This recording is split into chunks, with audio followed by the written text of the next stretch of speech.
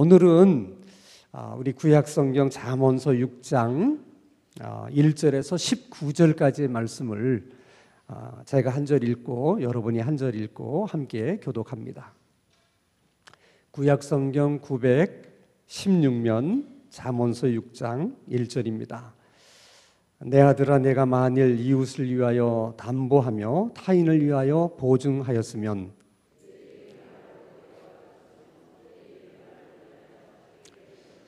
내 아들아, 내가 내 이웃의 손에 빠졌은즉 이같이 하라. 너는 곧 가서 겸손히 내 이웃에게 간구하여 스스로 구원하되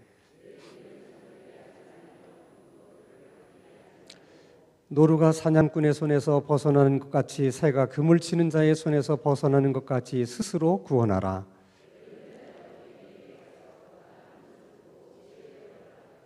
계미는 두령도 없고 감독자도 없고 통치자도 없으되 게으른 자여, 내가 어느 때까지 누워 있겠느냐? 내가 어느 때에 잠이 깨어 일어나겠느냐?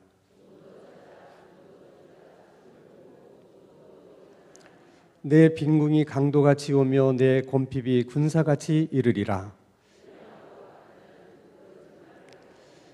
눈짓을 하며 발로 뜻을 보이며 손가락질을 하며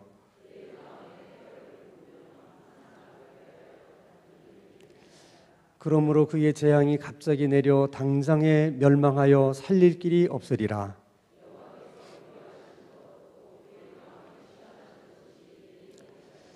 곧 교만한 눈과 거짓된 혀와 무죄한 자의 피를 흘리는 손과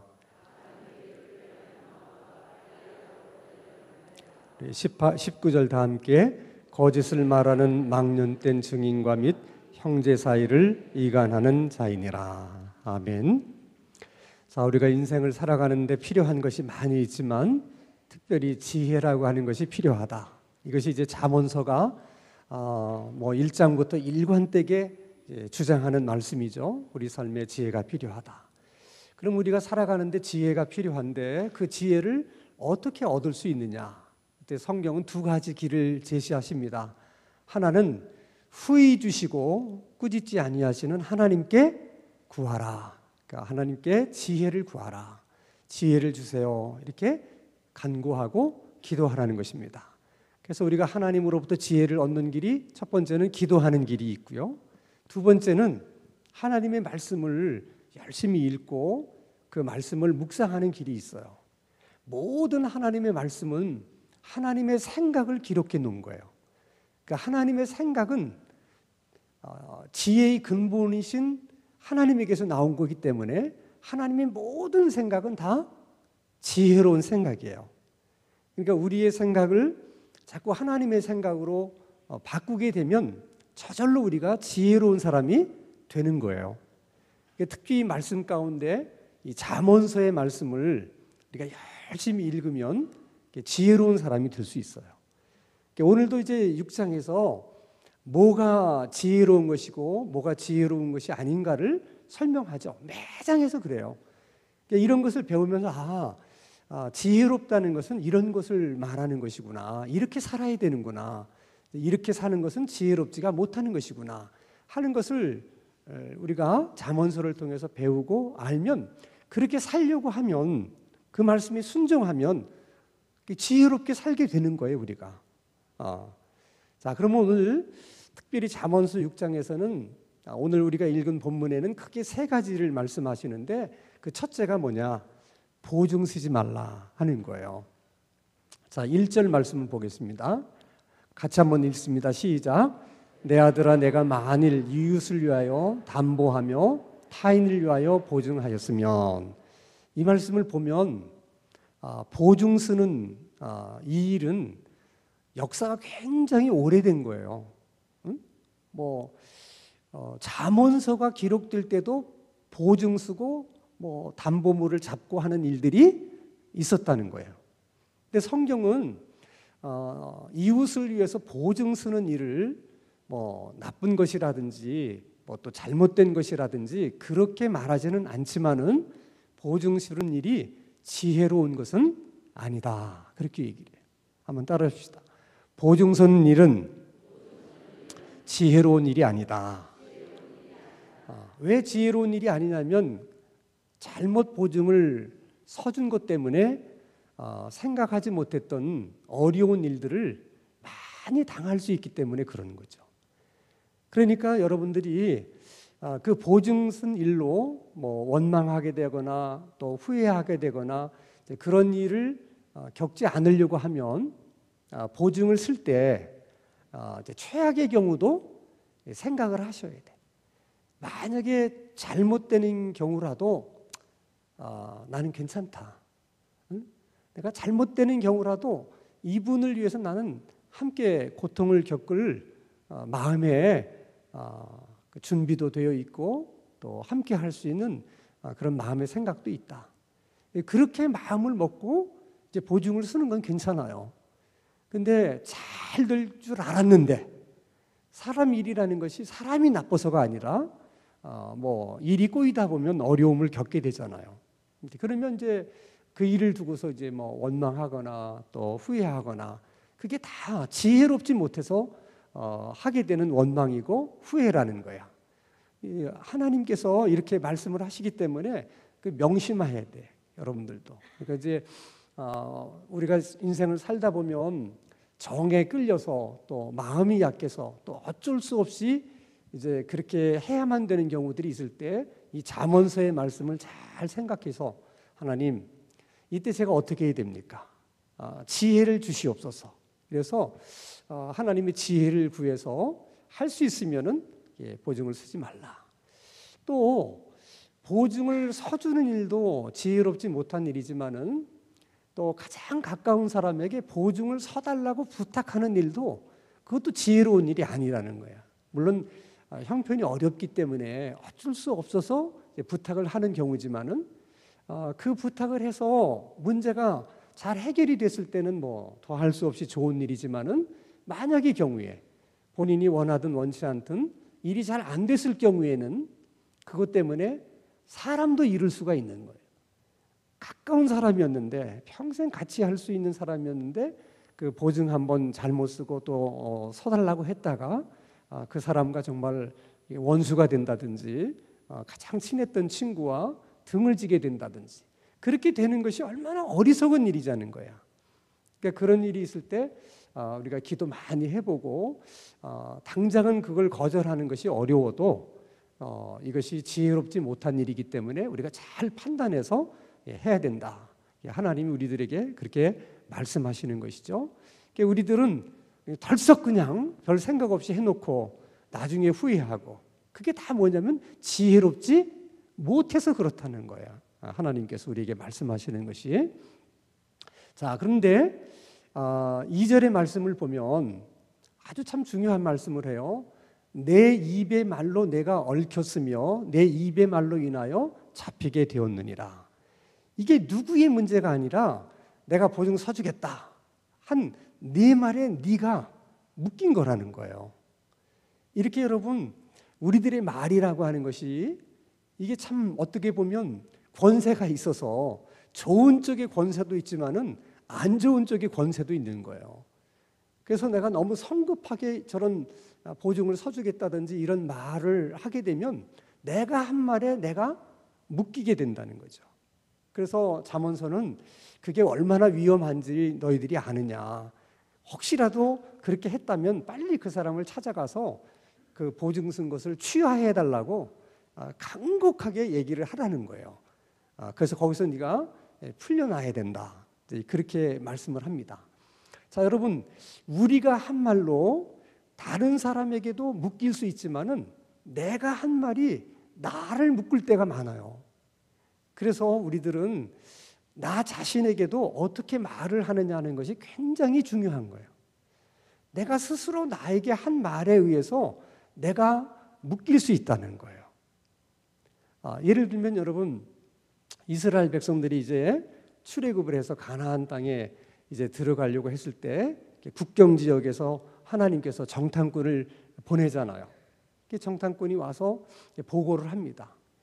12명의 정탐꾼이 와서 보고를 하는데 10명은 다 이제 부정적인 보고를 하고 2명만이 이제 긍정적인 보고를 해요.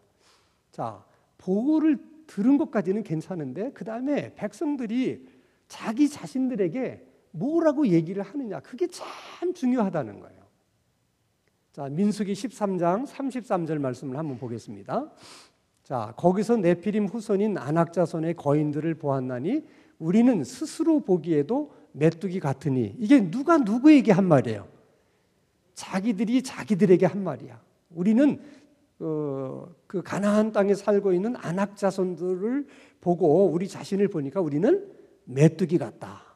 이렇게 스스로를 벌써 메뚜기 같다고 말하는 순간에 그렇게 묶이는 거예요. 그러니까 얼마나 두렵겠어요.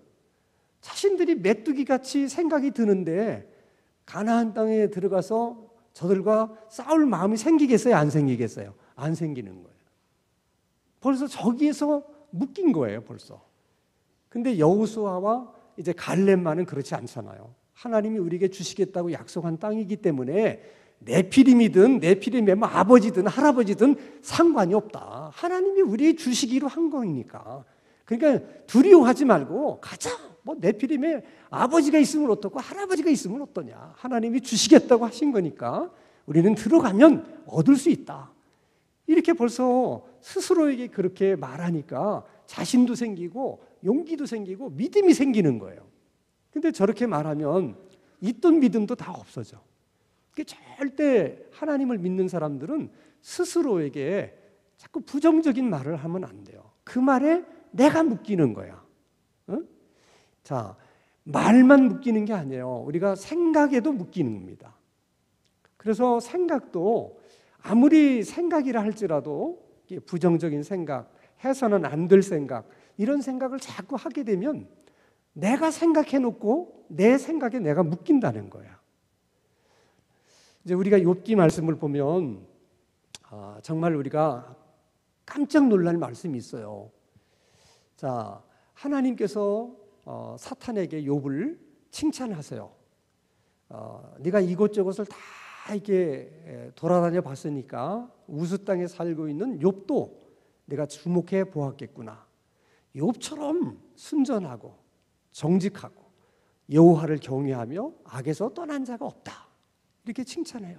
그러니까 욥은 그렇게 하나님으로부터 인정을 받을 만큼 참 본이 되는 신앙인이었어요. 그러니까 마귀가 뭐라고 얘기하냐면 괜히 그러겠습니까, 욥이. 하나님이 욥의 가정에 자식의 축복도 주시고 물질의 축복도 주시고 건강의 복도 주셨으니까 누구나 그렇게 그런 복을 받으면 그렇게 하나님을 경외하고 다 잘할 겁니다. 그러니까 욥도 다른 사람처럼 만약에 하나님이 주셨던 축복만 하나님께서 거두어 드리면 욥도 다른 사람과 다르지 않을 겁니다. 그래서 하나님이 그러면 그렇지 않다. 절대 욥은 그럴 사람 아니다. 그래서 마치 하나님이 내기하듯이 네가 그러면 그의 생명은 건들지 말고 네가 그러면 욥을 네 마음대로 해봐라. 그랬더니 이제 욥이 이제 그의 재산을 거두어가고 자식들을 다 거두어가고 나중에 욥에게 또 질병까지 줘요. 중요한 것은 하나님이 물론 허락하신 일이지만은 마귀가 그 욥을 공격을 할 때 어떻게 공격을 했을까? 어떤 근거를 가지고 공격을 했을까 하는 거예요. 근데 그렇게 하나님 앞에 믿음에 대해서 칭찬을 받았던 욥이지만 자, 욥기 3장 25절을 보세요. 욥이 뭐라고 말하냐면 그렇게 이제 고난을 이제 겪은 다음에 욥이 말하는 거예요. 내가 두려워하는 그것이 내게 임하였고 내가 무서워하는 그것이 내 몸에 미쳤구나. 그 말은 뭐냐면 내가 두렵다고 생각했던 일들이 현실이 됐다는 거예요. 그러니까 평소에 욥이 그렇게 하나님을 잘 믿으면서도 자기 자신에게 어떤 생각을 했겠다는 거예요.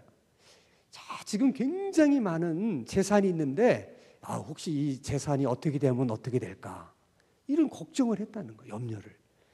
또 10남매의 자녀들이 있는데 이게 다 건강하게 잘 자라는데 애들한테 무슨 일이 생기면 어떡하나. 욥이 그런 생각을 했다는 거예요. 그런 염려를. 지금은 욥이 굉장히 건강한데 갑자기 내가 어디 아프면 어떡할까.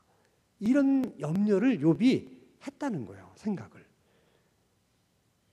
그러니까 마귀가 어떤 루트를 통해서 공격하냐면 평소에 욥이 생각했던 그것을 가지고 욥을 공격하는 거예요. 그 결과적으로는 욥도 그렇게 믿음 있는 사람도 자기가 생각한 대로 묶인 거예요. 이렇게. 그러니까 여러분 아무리 믿음이 좋은 사람도 욥처럼 저럴 수가 있다는 거야. 그럼 여러분들은 안 그러세요? 갑자기 너무 우리가 무슨 일이 잘 되고 그러면 옛날 우리 조상들이 뭐라고 얘기했어요? 모든 게 너무 잘 되면 귀신이 시샘을 해가지고 무슨 안 좋은 일이 있을 거라고 하는 그런 생각들을 하잖아요. 그게 다 뭐냐면 만약에 이렇게 잘 살고 있는데 갑자기 가난해지면 어떡할까? 이렇게 내가 지금 재산이 많은데 이거 다 잃어버리면 어떡할까? 이렇게 사업이 잘 되는데 갑자기 사업이 안 되면 어떡할까? 이런 생각들을 그냥 미리 자기가 하는 거죠. 그게 다 쓸데없는 생각들이에요. 근데 그 생각을 그렇게 하면 그 생각에 자기가 묶여서 그렇게 될 수 있다 없다? 있다는 거예요. 그러니까 절대로 자기 생각을 그렇게 부정적으로 하지 말라는 거예요. 갑자기 나도 암 걸리면 어떡하나? 그딴 생각 어떻게 하지 말라는 거예요. 하지 말라는 거야. 그래서 하나님이 주신 건강 할렐루야 아멘. 그래서 만약에 내가 암에 걸리더라도 걸릴 때는 걸리더라도 생각을 미리 그렇게 하지 말라는 거예요. 오히려 그런 생각을 하게 되면 내 생각에 묶여서 암에 안 걸릴 사람도 암에 걸린다는 거야. 절대로 부정적인 생각을 하지 말라 하는 거예요. 내 생각에 내가 묶인다. 그러니까 항상 좋은 생각, 나에 대해서 긍정적인 말을 해서 좋은 건강한 자기 자화상을 가져야 돼. 생각을 해도 믿음의 생각, 말을 해도 믿음의 말. 그렇게 우리가 살아야 돼. 그런 훈련이 다 이제 기도 훈련이에요. 그러니까 우리가 평소에 이렇게 부정적인 말을 하던 사람도 기도 훈련을 열심히 하면 기도를 하면서 부정적인 말은 못 하잖아요. 하나님 망하게 해주세요. 그런 기도 해요? 그런 기도 안 하잖아. 그러니까 기도의 언어는 다 긍정적인 언어예요. 모든 것이. 그러니까 이 기도의 훈련을 열심히 하면 우리가 말도 바뀌고 뭐도 바뀐다. 생각도 바뀌는 거예요. 그래서 기도가 필요한 거예요. 자꾸 기도 훈련을 하셔야 돼. 그래서 오히려 믿음에 여러분이 묶이게 되기를 바랍니다. 여러분이 긍정적인 생각, 긍정적인 말에 묶이게 되기를 바랍니다. 그래야 인생이 풀리는 거예요. 풀리는 거예요. 자, 두 번째 이제 오늘 본문에서 말하는 주제는 게으르지 말라는 거예요. 게으르지 말라. 게으르게 사는 것은 지혜롭지가 못하다는 거예요. 게으르게 사는 것은 지혜롭지 못해서 그렇다 하는 겁니다. 자, 오늘 잠언서 6장 6절에서 8절 자, 같이 한번 읽겠습니다. 시작. 게으른 자여 개미에게 가서 그가 하는 것을 보고 지혜를 얻으라. 개미는 두령도 없고 감독자도 없고 통치자도 없으되 먹을 것을 여름 동안에 예비하며 추수 때에 양식을 모으느니라. 이 말씀 보면서 제가 참 놀라운 것은 개미는 두령도 없고 감독자도 없고 통치자도 없다. 진짜 그렇다는 거예요. 지금 또 개미 학자들이 있어요. 이 곤충 학자들이.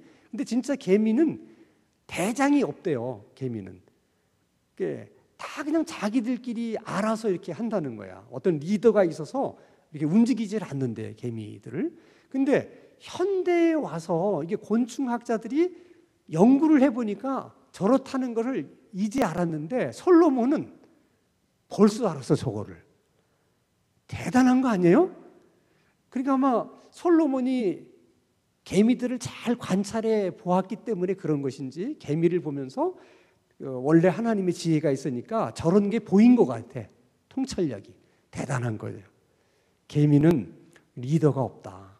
그냥 다 같이 우리로 말하면 그냥 한 팀을 이루어서 이렇게 일을 했다는 거죠. 우리 교회도 그러니까 지혜로운 거예요, 여러분. 우리 교회도 다 보면 그냥 이렇게 팀별로 움직이잖아요. 팀이라고 하는 것은 상하 어떤 의식이 아니거든요. 그러니까 수직적인 관계가 아니고 팀이라는 것은 수평적인 관계를 말하는 거예요. 그러니까 팀원 중에 서기가 되고 또 서기가 뭐 또 팀장이 됐다가 팀장이 또 그냥 팀원이 되고 이렇게 수평적인 관계로 이렇게 일을 하는 거. 이게 다 이렇게 개미가 하는 것처럼 우리도 하는 거야 이미. 그렇게 하는 게 지혜롭다는 거야. 자꾸 이렇게 위에 또 누가 있고 이런 것은 지혜롭지를 못한 거예요. 근데 이 개미에게 또 한 가지 지혜는 뭐냐면 먹을 것을 여름 동안에 잘 준비를 해서 겨울을 난다는 거예요. 그 개미들은 벌써 그 개미의 DNA 속에 겨울이 온다는 걸 아는 거야. 그러니까 어떻게 해야 돼? 겨울이 오기 전에 양식을 준비해야 된다. 그게 지혜로운 거라는 거야. 배짱이. 이 배짱이는 겨울이 오는 거를 모르고 항상 여름만 올 걸로 생각을 해서 그냥 기타 치고 놀다가 겨울이 돼가지고 어려움을 겪는다는 거잖아요. 아주 간단한 얘기를 얘기하는데 그럼 우리의 인생의 겨울은 언제예요? 우리가 뭐 노년의 시기라고도 볼 수 있고 더 나가면 우리의 죽음이라고도 생각할 수 있어요. 그러니까 우리의 종말이라는 것이 있다는 것을 우리는 다 알잖아요. 겨울이 오듯이 우리에게도 뭐가 온다? 죽음이 온다. 그리고 우리에게도 이렇게 나이가 들면 노년의 시기가 온다. 이게 다 알잖아요, 우리가. 그러니까 개미가 겨울을 위해서 여름에 열심히 준비를 하듯 우리도 인생의 종말이 오기 전에 뭔가를 열심히 준비하며 살아야 된다는 거야. 죽음을 대비해서 죽음 이후의 세상을 준비하기 위해서. 그게 지혜로운 거라는 거야. 근데 생각 외로 이렇게 지혜롭게 사는 사람이 많지 않고 배짱이처럼 사는 사람이 생각 외로 많아요. 그래서 누가복음 12장에 예수님이 무슨 비유를 들었냐면 어떤 부자가 이제 밭이 많으니까 이제 한번 풍년이 들었다 그러면 수확물이 대단한 거예요. 근데 연속으로 풍년이 드니까 이 막 수확물을 어디다가 저장할 곳이 없는 거예요. 너무 많으니까. 그래서 창고를 새로 짓고 거기다 또 이제 수확물을 쌓아놓고 또 창고를 짓고 수확물을 쌓아놓고 보니까 뭐 마음이 그냥 푸듯하고 든든한 거야. 막 너무 많이 쌓아놓으니까. 그 부자가 자기 스스로에게 얘기해요. 내 영혼아, 이제 뭐 내가 늙어 죽을 때까지 먹고 쓸고 할 수 있는 거를 잔뜩 내가 준비해 놨으니 이제는 편히 쉬고 먹고 마시고 즐거워하자. 그때 예수님이 뭐라고 그러냐면 어리석은 자야, 하나님이 오늘 도로 내 영혼을 찾으시면 내가 준비한 그 모든 것이 누구의 것이 되겠느냐. 그 말이 딱 맞는 말이에요, 여러분. 하나님이 우리 영혼을 내일이라도 찾으시면 우리가 준비한 것이 정말 누구의 것이 될지 아무도 몰라.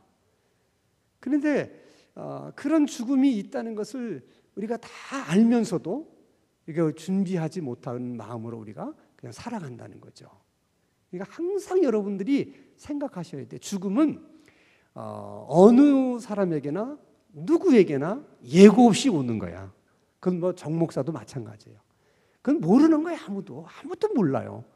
그러니까 항상 어쩌면 오늘이 마지막일 수 있다. 또 이번 달이 마지막일 수 있다. 올해가 마지막일 수 있다.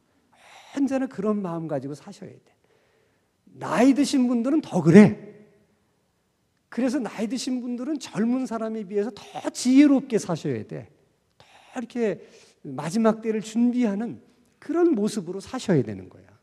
그게 지혜롭게 사시는 거지. 자, 그러면 대부분이 게으르다고 하는 문제를 사람들은 이제 여러 가지 각도에서 이해를 해요. 어떤 사람은 타고난 어떤 개성과 성격의 차이다. 성격이 그냥 이렇게 부지런한 성격이 원래 있고 그냥 이렇게 느린 성격이 있다. 성격이. 근데 또 성격적인 것도 사실은 조금 있긴 있는 것 같아요. 그래서 우리가 느려 터졌다 뭐 이런 얘기 하잖아요. 그러니까 이런 사람들은 보기에 뭔가 좀 게을러 보이잖아요. 근데 사실은 게으른 거하고 느려 터진 거하고는 사실 상관이 없어요. 느려 터져도 할 거 다 하는 사람이 있어요. 그건 게으른 게 아니야. 근데 이제 게으른 것은 안 하는 거야, 일을. 뭘 시켜놓으면 일이 끝이 없어. 끝까지 가질 못해. 이게 이제 게으른 거죠. 또 이제 날씨가 더운 나라에 가보면 사람들이 게을러요. 근데 우리 눈으로 보면 막 이제 게을르죠. 모든 일이든 서두르는 법이 없어. 그러니까 그 사람들 보고 이제 게으르다 이렇게 얘기를 하면 잘 이해를 못해요. 그 날씨가 더운 지방의 사람들은 게으르다는 단어가 없대. 그들은 게으르다고 생각하지 않고 여유가 있다 이렇게 생각한다는 거야.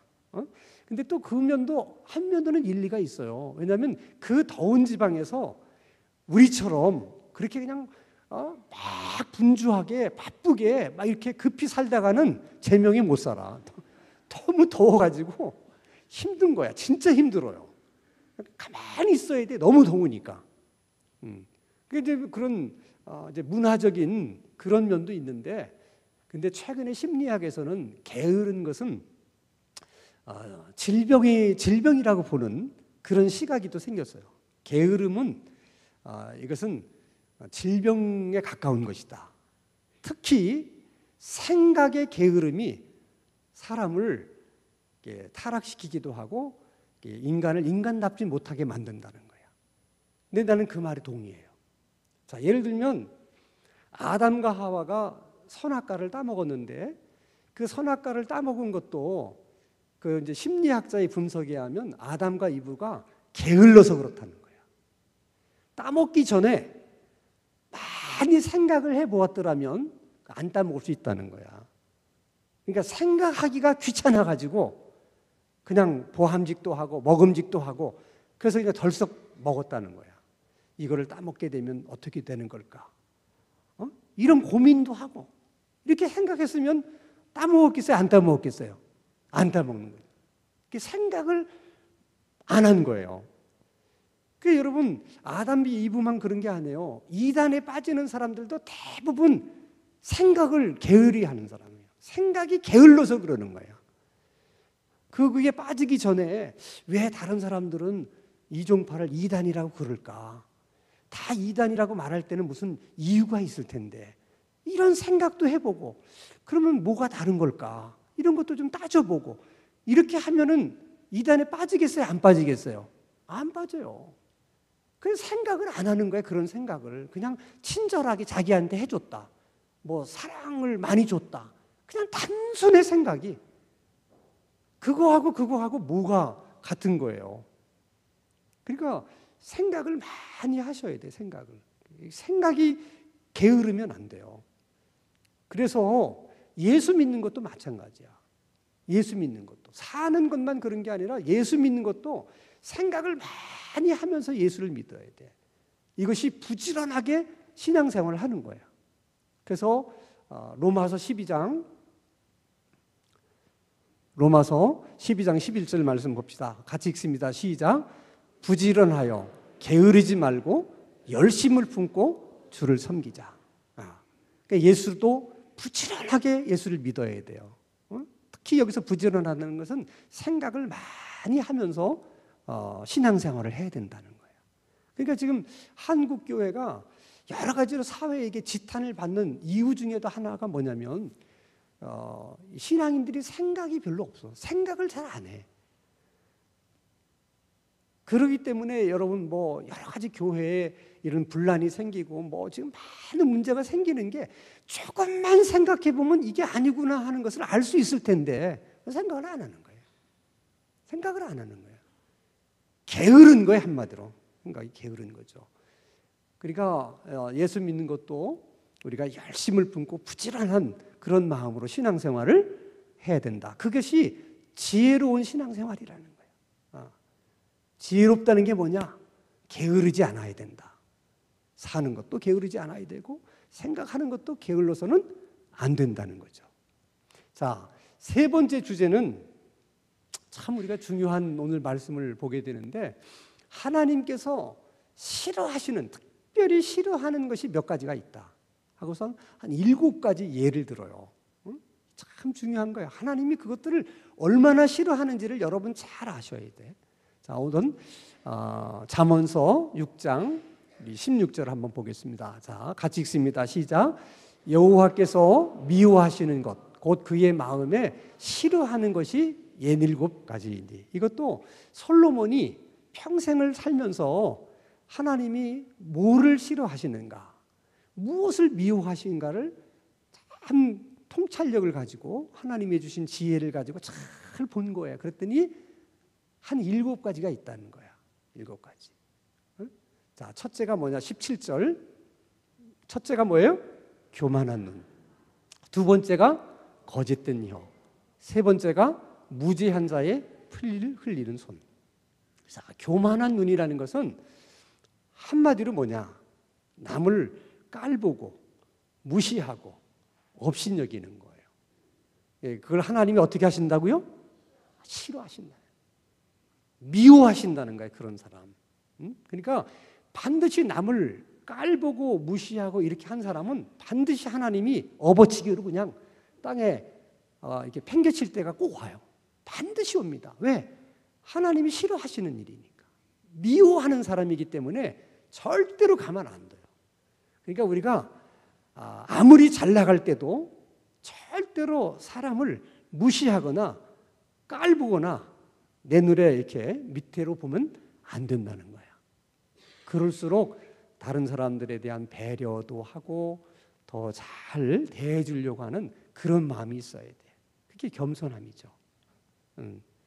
그러니까 이렇게 교만하면 사람이 이렇게 자기 그 눈 아래로 다 사람들을 이렇게 밑으로 깔아보면 그런 처녀들이 시집을 못 가고 그런 총각들이 장가를 못 가.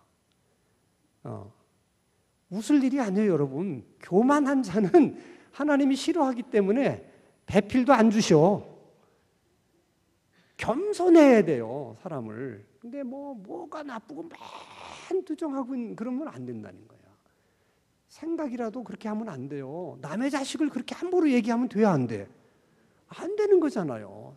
그냥 마음이 없으면 그냥 마음이 없지만 그냥 이렇게 다 좋게 얘기할 수 있잖아요. 뭐 키가 작다, 뭐가 어떻다, 그냥 그렇게 그게 바로 교만한 거야. 교만한 거야.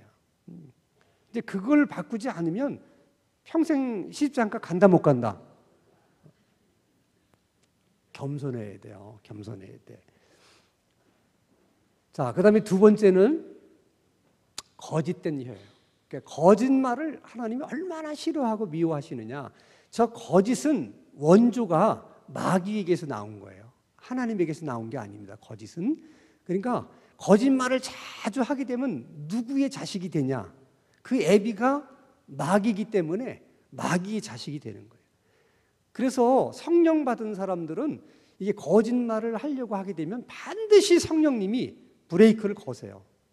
그래서 예수 믿는 사람들은 성령님이 브레이크를 걸었음에도 불구하고 거짓말을 하는 거지, 그거 없이 그냥 나도 모르게 거짓말을 했다, 그런 법은 없습니다.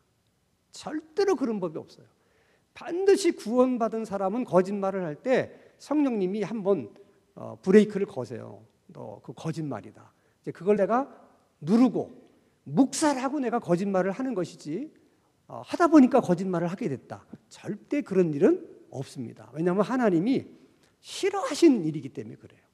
얼마나 싫어하시는지는 사도행전을 보면 알아요. 사도행전 5장 1절에서 5절 같이 한번 읽습니다. 시작.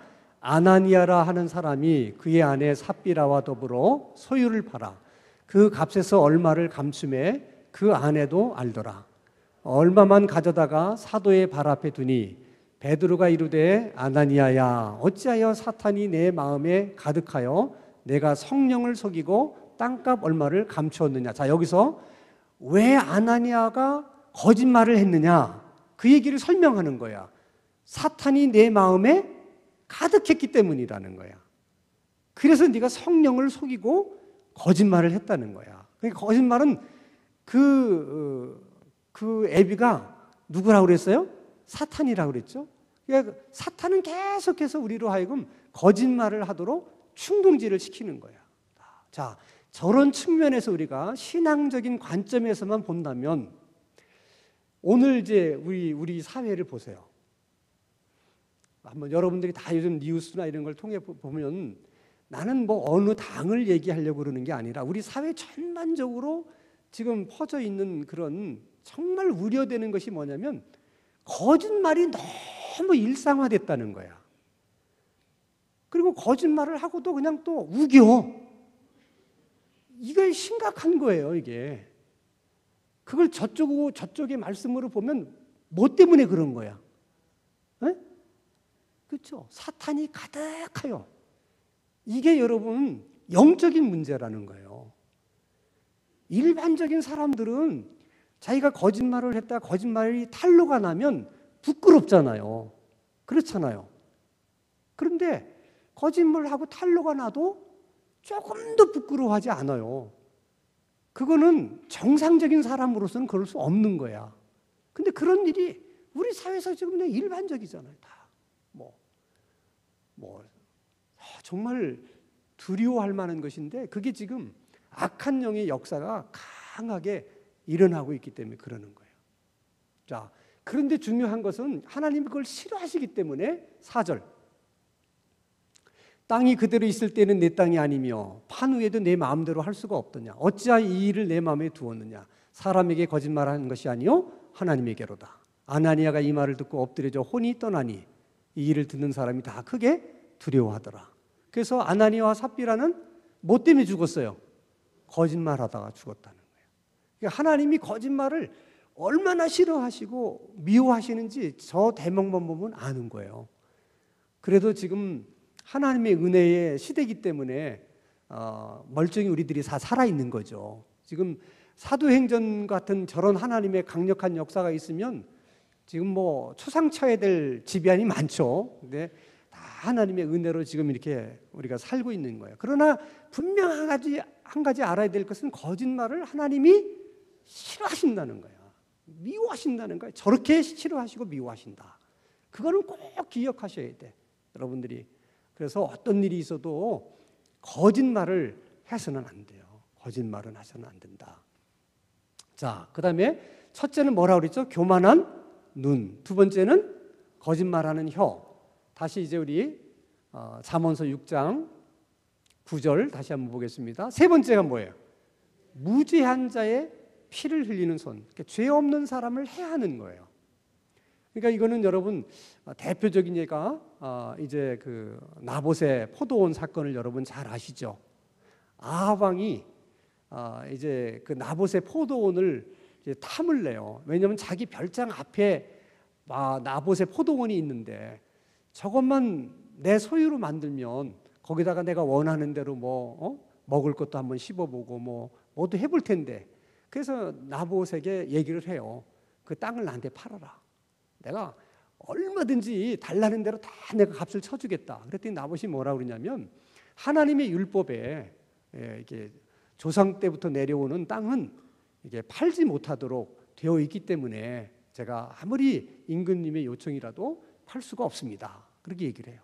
근데 아합이 그걸 포기를 못하는 거야. 그래서 그것 때문에 끙끙끙끙 앓고 있으니까 부인 이세벨이 뭐 때문에 그렇게 고민하냐. 그랬더니 그 얘기를 하는 거야. 아유 뭐 그런 걸 가지고 고민하냐고. 내가 해결해 드리겠다. 그리고는 이세벨이 아합 왕이 편지를 쓴 것처럼 이렇게 해서 왕의 도장을 찍어서 그 나봇이 살고 있는 도성에 편지를 보내요. 그 지도자들에게. 딱 보니까 나봇을 사람들이 많은 곳에 이렇게 높이 세우고 금식을 선포하고 또 불량배들 몇을 동원을 해가지고 나봇이 하나님을 저주하고 왕을 저주했다. 그렇게 거짓 증언을 하게 해가지고 나봇을 제거하라는 거예요. 그래서 그들이 보니까 뭐 왕이 그렇게 왕명으로 도장까지 찍어서 보냈으니까 어떡하겠어요. 그래서 이제 똑같이 그렇게 해서 아무 죄도 없는 나봇을 죽인 거예요. 그것을 하나님이 다 지켜보신 것이죠. 그렇게 한 자에 대한 하나님의 분노가 얼마나 큰 것인가 하는 것을 우리가 열왕기상 21장에서 볼 수가 있는데, 자, 이르되 청하건대 수냄 여자, 이거 잘못된 것 같아요. 2장 21절이 아니고 열왕기상 21장 21절에서 24절인데 거기 보면 한번 여러분 찾아봅시다. 그러면 자, 한번 열왕기상 21장을 한번 찾아보십시다. 또 뭐 요한계시록 근처 가서 찾으시는 분은 안 계시죠? 자, 요한계시록이 아니고 열왕기상 21장 21절. 자, 구약성경 555면입니다. 555페이지 열왕기상 21장 21절. 여호와의 말씀이 내가 재앙을 내게 내려 너를 쓸어버리되 내게 속한 남자는 이스라엘 가운데 매인자나 노인자라 다 멸할 것이요 또 내 집의 느바스의 아들 여로보암의 집처럼 되게 하고 아하야의 아들 바하사의 집처럼 되게 하리니 이는 내가 나를 노하게 하고 이스라엘이 범죄하게 한 까닭이니라 하셨고 이세벨에 대하여도 여호와께서 말씀하시되 이르시되 개들이 이스라엘 성읍 곁에서 이세벨을 어떻게 먹을지라 아합에게 속한 자로서 성읍에서 죽은 자는 개들이 먹고 들에서 죽은 자는 공중의 새가 먹으리라고 하셨느니라. 한마디로 죽어도 곱게 죽지 못한다는 거야. 그렇게 내가 내버려 두지 않겠다는 거죠. 이게 굉장히 무서운 말이죠. 이것이 여러분 나봇의 포도원의 사건만이 아니라 쉽게 말하면 남을 음해하고 없는 말로 사람들 앞에서 그 사람에게 누명을 씌워가지고 정말 씻을 수 없는 마음의 깊은 상처를 이렇게 준 사람도 결국은 무죄한 자의 피를 흘린 것과 똑같은 거예요. 그러니까 그걸 하나님이 너무너무 싫어한다는 거야. 그러니까 정말 성도들은 절대로 그런 일을 하셔서는 안 돼. 하나님 싫어하시는 일. 그러니까 어떤 사람을 음해하고 없는 말로 얘기해가지고 그 사람이 정말 마음에 씻을 수 없는 상처를 받았다. 이것은 이제 하나님이 저렇게 크게 이제 분노하실 수 있는 일이다 하는 거죠. 자, 세 가지: 교만한 눈, 거짓의 혀, 무지한 자의 피를 흘리는 손, 세 가지. 자, 그 다음에 9장 8절입니다. 잠언서 9장 8절, 9장 18절. 네 번째는 뭐죠? 악한 계교를 꾀하는 마음. 그러니까 마음속에 생각을 품는데 내가 나쁜 생각을 품는 거야. 누구를 뭐 타켓으로 하면 너 두고 보자, 내가 너를 반드시 어떻게 하겠다든지 이런 거. 생각 자체가, 계획 자체가 이렇게 나쁜 생각과 마음을 품는 것을 하나님이 싫어하신다는 거예요. 그 다음에 다섯 번째는 뭐예요? 빨리 악으로 달려가는 거. 저것도 생각이 게으름이에요. 그러니까 별 생각 없이 그냥 쉽게 그냥 무심코 죄를 짓는다든지 하나님 싫어하시는 일을 하는 것, 이런 것을 하나님이 아주 싫어하시고 미워하신다는 거죠. 자, 다시 첫 번째 얘기합니다. 이거 중요하니까. 교만한 눈, 그 다음에 거짓된 혀, 그 다음에 무지한 자의 피를 흘리는 손, 그 다음에 악한 계교, 그 다음에 빨리 악으로 달려가는 발. 다섯 가지 했어요. 19절. 그 다음에 거짓을 말하는 망령된 증인. 이 증인이라고 하는 게 중요한 거예요. 그러니까 어떤 일이 있을 때 이제 우리가 이런 얘기 하잖아요. 이제 뭐 차량 사고가 났다든지 그럴 때 당신이 목격자니까 좀 사실대로 얘기를 해주세요.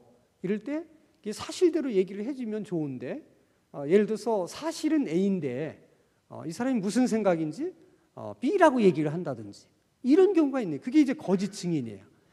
알고도 사실대로 얘기하지 않고 또 모르면서 아는 것처럼 제가 봤다고 이렇게 얘기하는 것도 다 뭐예요? 이 거짓 증언하는 거예요. 그걸 하나님이 싫어하신다는 거예요. 아주 싫어하는 거예요. 그 다음에 마지막 일곱 번째가 뭐냐면 형제 사이를 이간질시키는 거예요. 그 이간질을 시킬 때는 꼭 마귀의 방법을 써요. 거짓으로, 없는 말로 이간질시킵니다. 그럼 반드시 분열이 생기고 이제 갈등이 생기죠. 참 재밌는 것은 화평케 하는 자는 복이 있나니 저는 하나님의 아들이라 일컬음을 받을 것이며. 그런데 저렇게 이간질을 시키는 자는 화평케 만드는 자가 아니에요. 분열과 갈등을 조장하는 자죠. 그럼 화평케 하는 자가 하나님의 아들이라 일컬음을 받는다면 저렇게 이간질을 하는 자는 누구의 아들이라고? 그렇죠. 어떻게 이렇게 잘하셔? 이게 죽이 맞아야 돼. 이게 뭔가 이렇게 하려면. 응? 마귀의 아들이라 일컬음을 받을 것이다. 자, 여기서 여러분 정말 우리가 심각하게 생각해야 될 것은 지금 잠언서의 저 얘기를 왜 하는 줄 아세요? 저렇게 하나님이 싫어하는 것이 저런 것들인데 하나님을 믿는다고 하는 사람들 중에서도 저걸 다 하지는 않겠지만 저 중에 하나라도 뭘 하면서도 저걸 심각하게 생각하지 않고 저렇게 하나님이 싫어하는 짓을 하고 미워하는 일을 하면서도 하나님은 자기 편이다. 하나님 내가 기도하면 하나님 들어주신다. 이런 확신과 믿음을 가지고 신앙생활을 하는 사람이 있다 없다? 있다는 거야. 근데 왜 그러느냐? 그게 바로 지혜가 없어서 그렇다는 거야. 그냥 자기가 좋을 대로 믿는 거야. 그렇게 하나님이 그런 하나님이 아닌 거예요. 그러니까 오늘 하나님이 싫어하시는 7가지는 여러분 꼭 기억해 두셔야 돼. 이거에 하나라도 걸려들면 우리가 바른 신앙생활을 할 수가 없는 거예요. 그러면 다시 복습 차원에서 한번 해보겠습니다. 교만한 눈, 2번째 거짓의 혀, 그 다음에 무지한 자의 피를 흘리는 손, 그 다음에 그러니까 악한 계획을 말하는 거죠. 계략, 그 다음에 그냥 그 죄 짓는데 생각 없이 달려가는 발. 6번째 거짓 증언. 7번째 이간질시키는 거. 꼭 기억하셔야 돼요. 반대로 하나님이 이렇게 싫어하시는 거니까 이걸 반대로 하면 하나님이 참 좋아하시는 거예요. 정직한 자를 좋아하셔. 그렇죠? 이거를 다 여러분들이 거꾸로 한번 해봐. 이간질이 아니라 어떻게 해서든지 갈등이 있는 사람을 화합시키려고 그러고 어떻게 해서든지 사이가 안 좋은 사람을 다시 사이 좋은 사람으로 이렇게 만들게 하려고 하는 거. 이거 좋아한다. 교만한 것이 아니라 언제나 타인을 볼 때 존중한 마음으로 이렇게 배려하는 마음으로 이렇게 대하는 그런 마음들을 하나님이 기뻐하신다는 거예요. 그러니까 7가지를 잘 기억하면서 한쪽으로는 반대로 그래서 내가 반대로 살아야 되겠구나. 더 겸손한 사람으로 살아야 되겠구나. 이런 것들이 다 필요하다는 거죠. 그렇게. 그러면 이제 하나님이 복을 주시고 또 역전의 은혜를 하나님께서 허락해 주시는 것입니다. 그래서 오늘도 이제 우리가 기도할 때 이런 기도의 제목들을 가지고 우리가 이제 하나님 앞에 기도하겠습니다.